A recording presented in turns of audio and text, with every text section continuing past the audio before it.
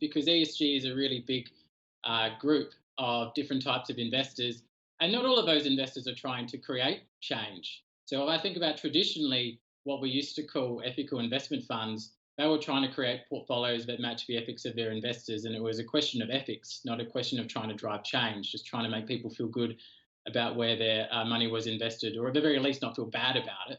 And then we have another group of investors who typically call themselves ESG investors, who aren't really trying to drive change at companies either. What they're trying to do is use ESG data to help make better financial decisions.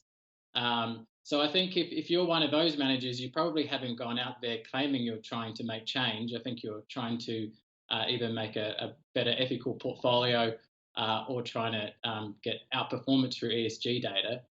But I think what has changed is that investors expect investment funds, and particularly super funds with the amount of money they have, to be much better stewards for the amount of money that they're managing. So superannuation funds in Australia currently have $3 trillion in them. That's projected to grow to $6 trillion by the year 2035.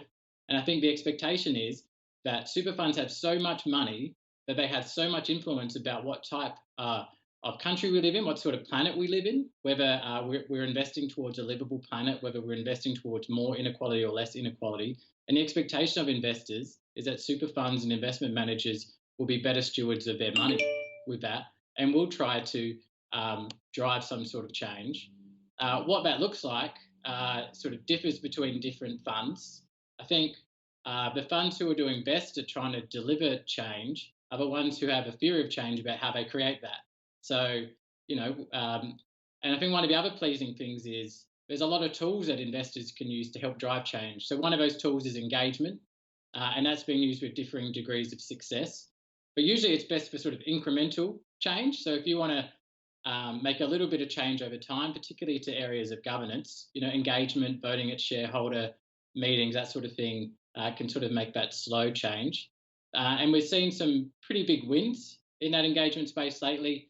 The big oil companies, Shell, Exxon, Chevron, all being pushed by shareholders recently to significantly reduce their carbon impacts,